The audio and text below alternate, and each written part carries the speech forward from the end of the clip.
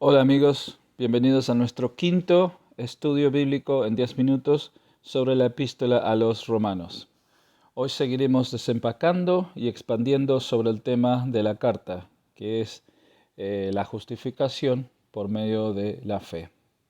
En Romanos capítulo 3, versículo 21 dice, pero ahora, aparte de la ley, la justicia de Dios ha sido manifestada, confirmada por la ley y los profetas. Esta justicia de Dios por medio de la fe en Jesucristo es para todos los que creen, porque no hay distinción, por cuanto todos pecaron y no alcanzan la gloria de Dios. Una de las objeciones que muchas veces se presenta en contra de la enseñanza de que la justificación y por ende la salvación es por gracia por medio de la fe, es que en Santiago capítulo 2 versículo 17 la Biblia dice que la fe por sí misma, si no tiene obras, está muerta. Y en el versículo 24 del mismo capítulo dice, vosotros veis que el hombre es justificado por las obras y no solo por la fe.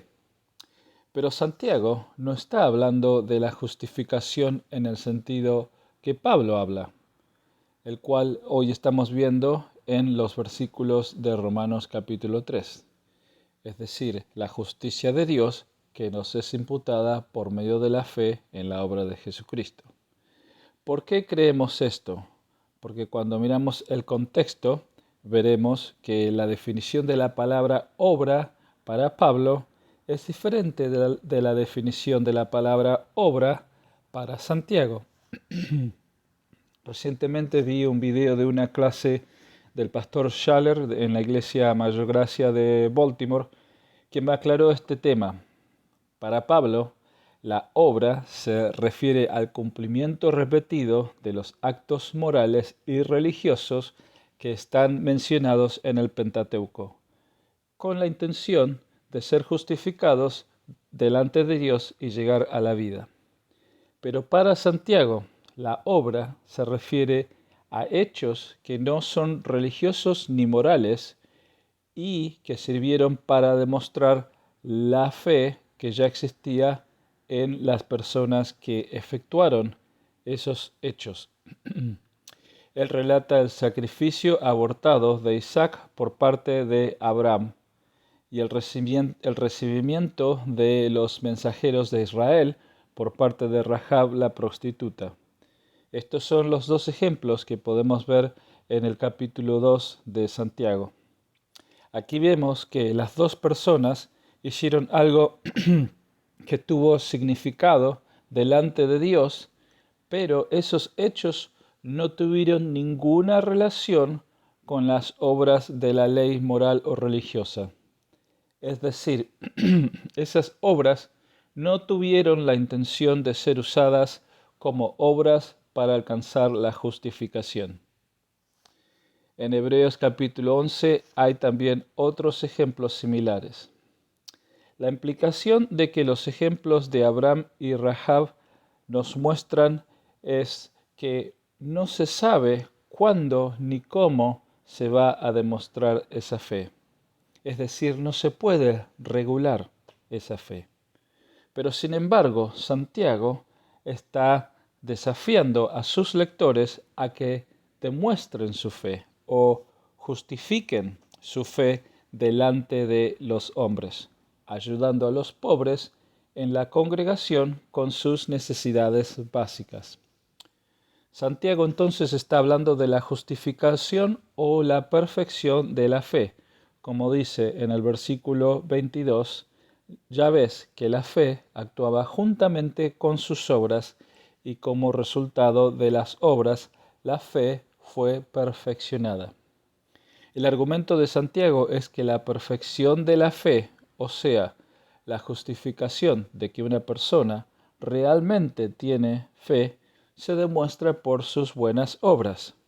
En el versículo 17, Santiago dice, pero alguno dirá, tú tienes fe y yo tengo obras. Muéstrame tu fe sin las obras y yo te mostraré mi fe por mis obras.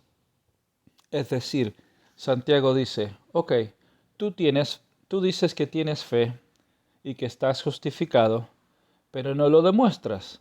No muestras compasión por el pobre que viene a las reuniones, no le brindas ninguna ayuda a sus necesidades básicas de ropa y alimento, sino que muestras favoritismo hacia el rico. Santiago dice, muéstrame, es decir, justifícame tu fe sin las obras, y yo te las justificaré con mis obras. En ningún momento Santiago niega la enseñanza paulina acerca de la justificación por medio de la fe. Santiago simplemente está desafiando a aquellos lectores que no practicaban la justicia, que no amaban la misericordia y que no caminaban en humildad delante de Dios. Como conclusión, podríamos decir que Pablo y Santiago están luchando espalda contra dos oponentes diferentes, pero los dos están definiendo la misma fe, ya que el que recibió la justicia de Dios producirá, sin la mediación de la ley, las buenas obras que Dios preparó de antemano para que anduviéramos en ellas. Efesios capítulo 2, versículo 10. Pablo combate el intento de basar la salvación en el cumplimiento de las obras morales y religiosas de la ley, y Santiago combate la actitud que rechaza la importancia de dejar que la fe produzca buenas obras. Una persona carnal puede ser religiosa y pensar que con sus obras se ganará la salvación eterna. Otra persona, también carnal, puede pensar que porque hizo una oración de fe, ahora que está en paz con Dios y ha recibido de su gracia, puede ir y vivir la vida como más le da la gana. No es así. El argumento de Santiago está relacionado con lo que Pablo tratará cuando lleguemos a Romanos capítulo 6, específicamente en el versículo 1, cuando dice, ¿qué concluimos? ¿Vamos a persistir en pecado para que la gracia abunde? De ninguna manera. Pero volvamos al argumento en Romanos, capítulo 3. Dice en el versículo 28, porque sostenemos que todos somos justificados por la fe y no por las obras que exige la ley.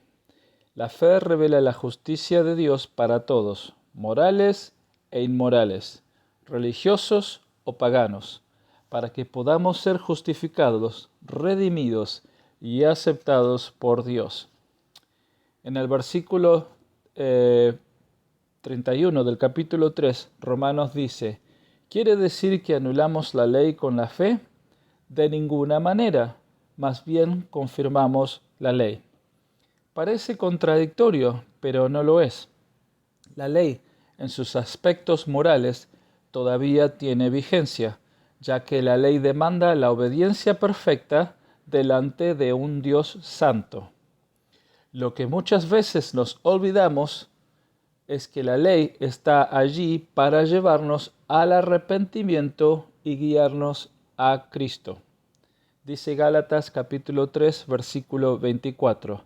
De manera que la ley ha venido a ser nuestro guía o tutor para conducirnos a Cristo, a fin de que seamos justificados por la fe.